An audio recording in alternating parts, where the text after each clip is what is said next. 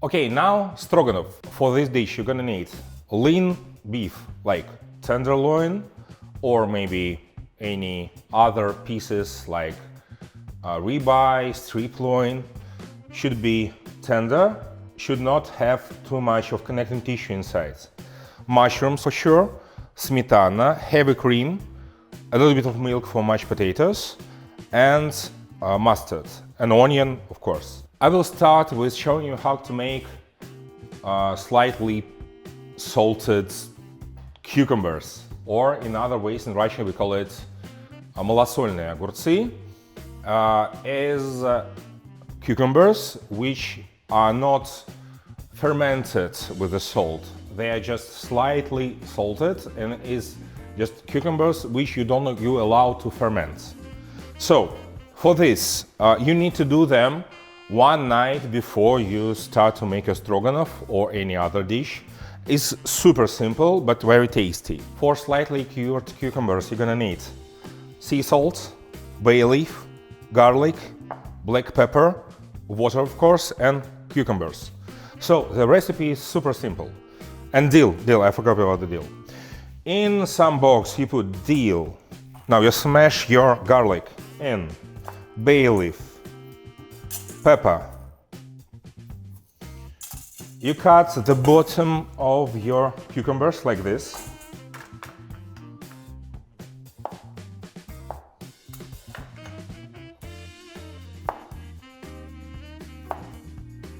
You put it in a box or in a bowl. And now you make a brine. For 1 liter of water, you're gonna need 40 grams of salt. According to my experience, 1 spoon is approximately 20 grams of salt. So for 1 liter, you put 2 spoons. It should be salty, but not too salty. And after that, you dissolve the salt in water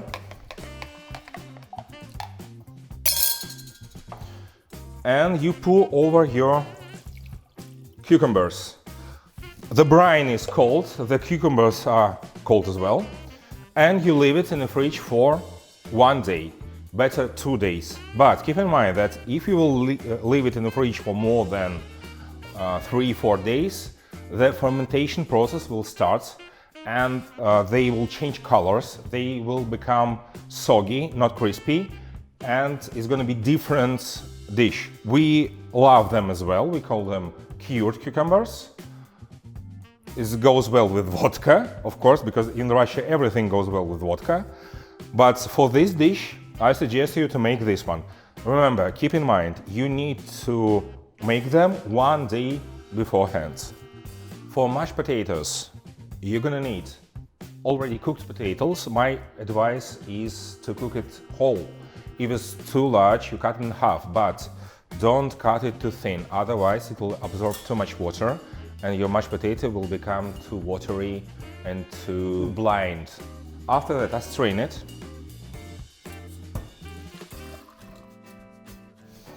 Return back. The key secret for good mashed potato is to have as less water as possible, so I increase the fire and I want to evaporate as much humidity as possible. And of course I'm gonna need some butter. I will not use all of this, don't worry. Milk or cream, depends on what you prefer. For example, my grandmother used to have and use milk, because in Russia, actually in Soviet Russia, the cream was really deficit, something that is not available on the market. So cream was really deficit in Soviet Russia. Milk, a lot of milk was available, so we're gonna use milk. Of course, since we are not in restaurants, I'm gonna use masher like this. I'm gonna just mash it. And of course, I'm gonna need whisk to whisk it later. So I just evaporate extra water from the potato. After that, I just mash it. Of course, there are gonna be some small pieces of a potato, but since it's Russian recipe, nobody cares. We're not French cuisine. Now, milk in, a little bit, not too much. Butter. Here, my advice is to put as much butter as possible, but it depends how much butter you want to have inside, and depends how healthy you want to get. I don't care, so I put a lot. And after that, I just whisk it.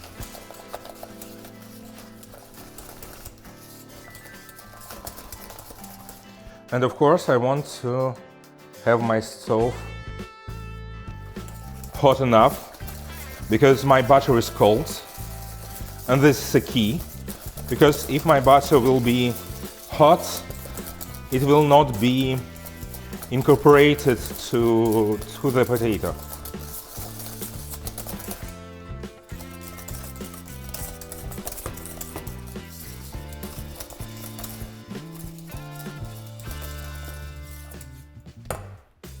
In Russian cuisine, you add nothing to your potato except the salt.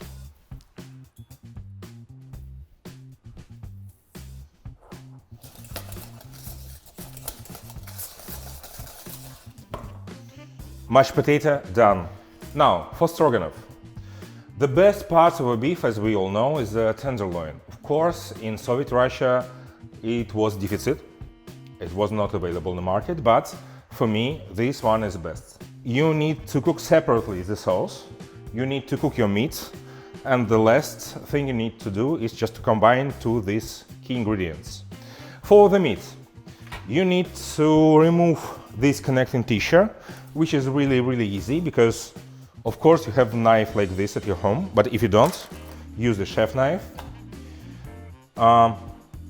We usually do it like this. We make a cut. After that, you don't touch meat here. All you hold is this one, and this allows you to do not that much of wasting. Here,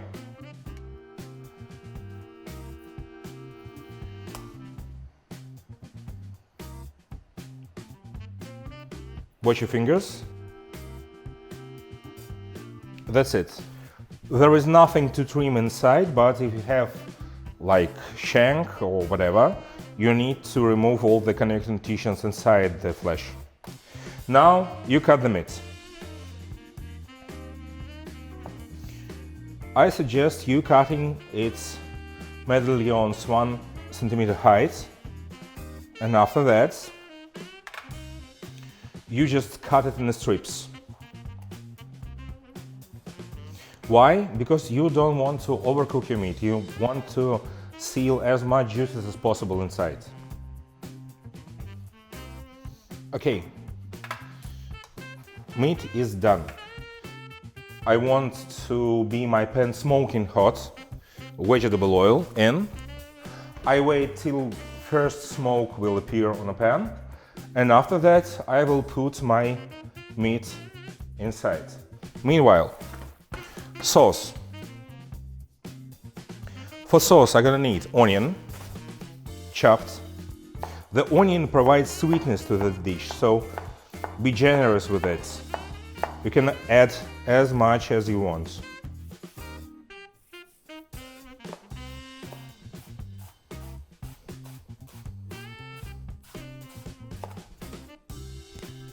This part you can use for stock, remember? Now you see it's smoking hot. Meat in.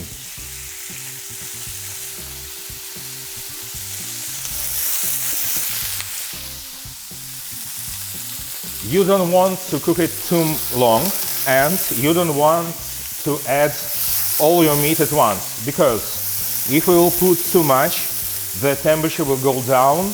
It will be stewing instead of frying. So just like this.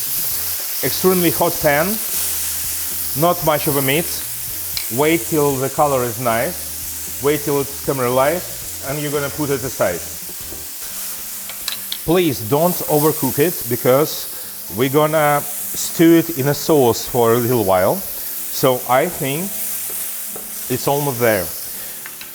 You better don't add salt at this stage, because salt will help moisture to come out from the meat, and it will be stewing instead of frying. So if you want something to fry instead of stew, you better add salt at the last step, like now.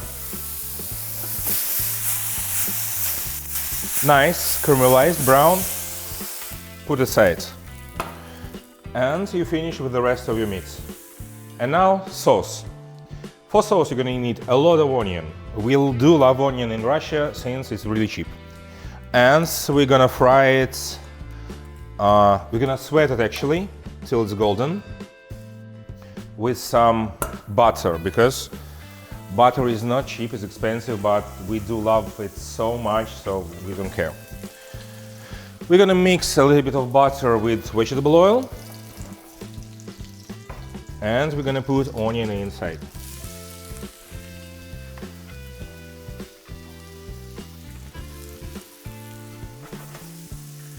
Medium heat. You want it to be golden. You want it to be not crispy, but soft and golden. Meanwhile, I'm gonna prepare my mushrooms. For my bottom mushrooms, of course, the best choice is porcini. If you have some porcini, frozen porcini for example, the best choice is that. But, of course, nowadays, everybody is cutting the cost, so bottom mushrooms and oyster mushrooms. These one are quite fresh and hot, which is why I just wash them. If they're soggy, you peel them like this. But it takes much time. So for home cooking, my advice for you is just to rinse it with the water, and it's okay. I will cut them quite big pieces.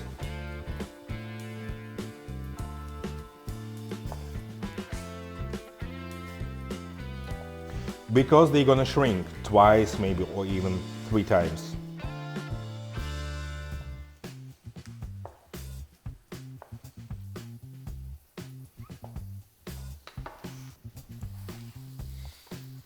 Okay, next, oyster mushrooms.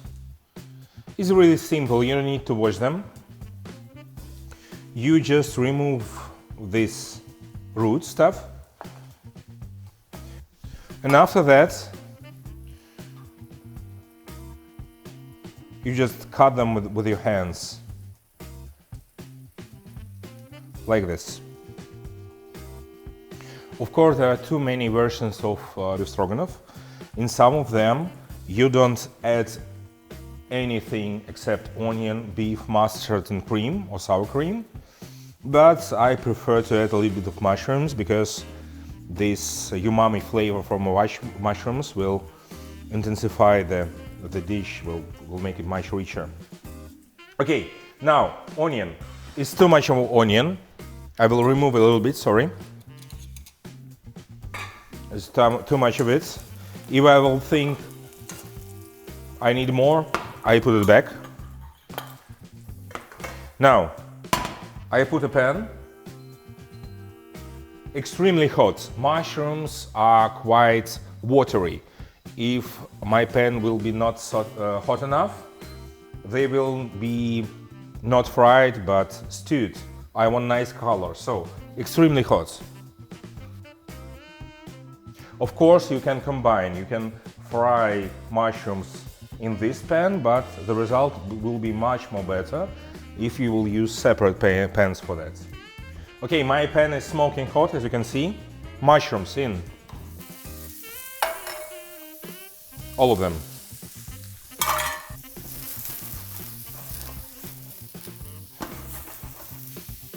Don't stir too much, let them fry. As you can see, I'm not adding any salt or any oil to my mushrooms, because if I will, they will not be caramelized. I want them to be brown and nice. So a little bit more. My heat is medium high, 5-6 minutes, and it's enough. But please don't cut your mushrooms too thin, otherwise it's gonna be too soggy. Fry a little bit more, and after that, the heavy cream in.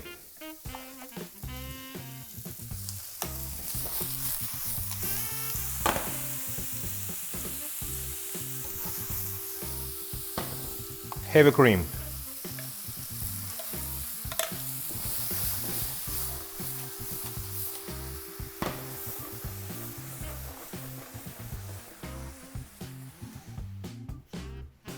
A little bit of mustard, small touch. Black pepper. Salt, of course. Smetana.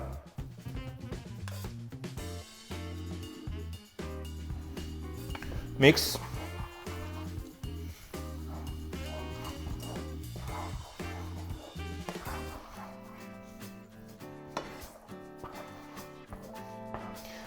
And this is the base for your stroganoff. Tenderloin or any tender cuts like ribeye or strip loin, it takes only few minutes to cook. But if you have any tough cuts, like leg, for example, you can stew it here for like half an hour or even more, till it's super tender. This depends on which cut you use. For me, beef stroganoff made of tenderloin is the best because this meat is super tender for me, tenderloin.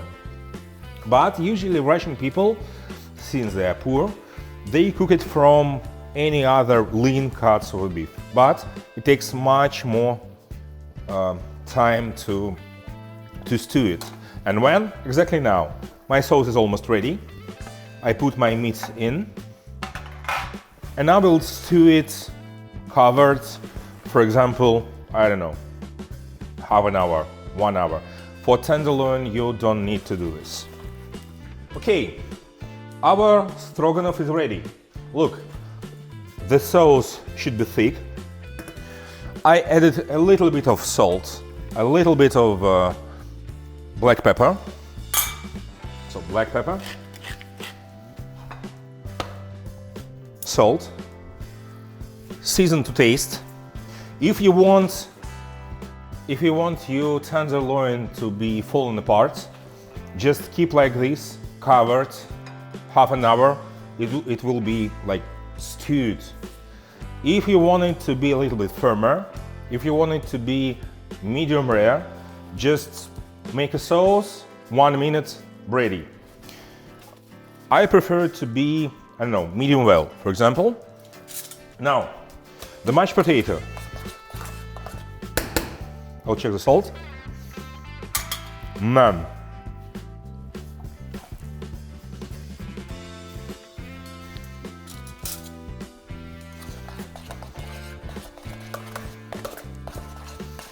Okay, mashed potato.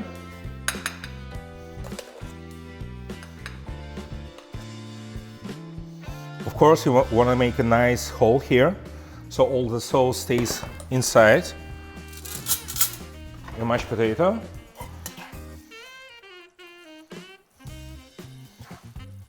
Here's stroganoff.